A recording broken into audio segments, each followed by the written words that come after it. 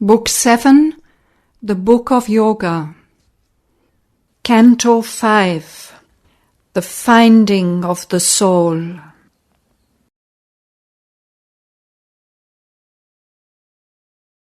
Once more she was human upon earthly soil, in the muttering night, amid the rain-swept woods, and the rude cottage where she sat in trance. That subtle world withdrew deeply within, behind the sun veil of the inner sight. But now the half-opened lotus bud of her heart had bloomed, and stood disclosed to the earthly ray. In an image shone revealed her secret soul. There was no wall severing the soul and mind, no mystic fence guarding from the claims of life. In its deep lotus home her being sat, as if on concentration's marble seat, calling the mighty Mother of the worlds to make this earthly tenement her house. As in a flash from a supernal light, a living image of the original power, a face, a form came down into her heart, and made of it its temple and pure abode. But when its feet had touched the quivering bloom, a mighty movement rocked the inner space, as if a world were shaken and found its soul. Out of the inconscient's soulless, mindless night, a flaming serpent rose, released from sleep. It rose billowing its coils, and stood erect, and climbing mightily, stormily on its way, it touched her centres with its flaming mouth, as if a fiery kiss had broken their sleep. They bloomed and laughed, surcharged with light and bliss. Then at the crown it joined the eternal space. In the flower of the head, in the flower of matter's base, in each divine stronghold and nature knot, it held together the mystic stream which joins the viewless summits with the unseen depths, the string of forts that make the frail defence, safeguarding us against the enormous world, our lines of self-expression in its vast. An image sat of the original power, wearing the mighty Mother's form and face. Armed, bearer of the weapon and the sign whose occult might no magic can imitate, manifold yet one she sat, a guardian force. A saviour gesture stretched her lifted arm, and symbol of some native cosmic strength, a sacred beast lay prone below her feet, a silent, flame-eyed mass of living force. All underwent a high celestial change, breaking the black inconscience blind mute wall, effacing the circles of the ignorance. Powers and divinities burst flaming forth, each part of the being, trembling with delight, lay overwhelmed with tides of happiness, and saw her hand in every circumstance, and felt her touch in every limb and cell.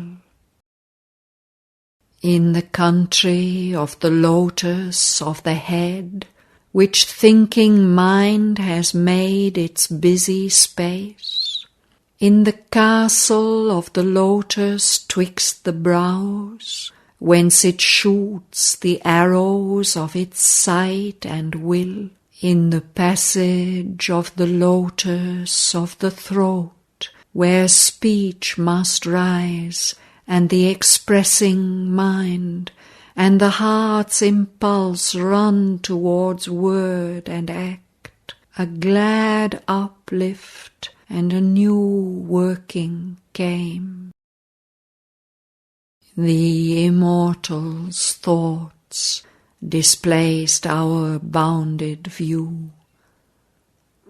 The immortal's thoughts, earth's drab idea and sense, all things now bore a deeper, heavenlier sense. A glad, clear harmony marked their truth's outline, reset the balance and measures of the world. Each shape showed its occult design, unveiled God's meaning in it, for which it was made, and the vivid splendor of his artist thought. A channel of the mighty Mother's choice, the immortal's will took into its calm control our blind or erring government of life, a loose republic once of wants and needs, then bowed to the uncertain sovereign mind. Life now obeyed to a diviner rule, and every act became an act of God. In the kingdom of the lotus of the heart, love, chanting its pure hymeneal hymn, made life and body mirrors of sacred joy, and all the emotions gave themselves to God. In the navel lotus' broad imperial range, its proud ambitions and its master lusts were tamed into instruments of a great calm sway to do a work of God on earthly soil. In the narrow nether centre's petty parts, its childish game of daily dwarf desires was changed into a sweet and boisterous play, a romp of little gods with life in time. In the deep place where once the serpent slept, there came a grip on matter's giant powers for large utilities in life's little space, A firm ground was made for heaven's descending might. Behind all reigned her sovereign deathless soul, casting aside its veil of ignorance, allied to gods and cosmic beings and powers, it built the harmony of its human state, surrendered into the great World Mother's hands. Only she obeyed her soul's supreme behest in the enigma of the inconscious world. A secret soul behind, supporting all, is master and witness of our ignorant life, amidst the person's look and nature's role. But once the hidden doors are flung apart, then the veiled king steps out in nature's front. A light comes down into the ignorance. Its heavy, painful knot loosens its grasp. The mind becomes a mastered instrument, and life a hue and figure of the soul. All happily grows towards knowledge and towards bliss. A divine puissance then takes nature's place and pushes the movements of our body and mind, possessor of our passionate hopes and dreams, the beloved despot of our thoughts and acts. She streams into us with her unbound force, into mortal limbs the immortal's rapture and power. An inner law of beauty shapes our lives. Our words become the natural speech of truth. Each thought is a ripple on a sea of light. Then sin and virtue leave the cosmic lists. They struggle no more in our delivered hearts. Our acts chime with God's simple natural good, or serve the rule of a supernal right.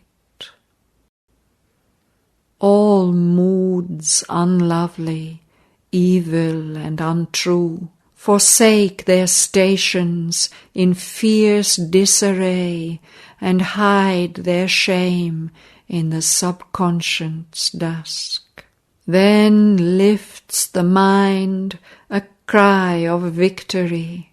O soul, my soul, we have created heaven. Within we have found the kingdom here of God, His fortress built in a loud, ignorant world. Our life is entrenched between two rivers of light. We have turned space into a gulf of peace and made the body a capital of bliss. What more, if more must still be done? In the slow process of the evolving spirit, in the brief state between a death and birth, a first perfection stage is reached at last. Out of the wood and stone of our nature's stuff, a temple is shaped where the high gods could live. Even if the struggling world is left outside, one man's perfection still can save the world. There is one, a new proximity to the skies, a first betrothal of the earth to heaven, a deep concordat between truth and life. A camp of God is pitched in human time.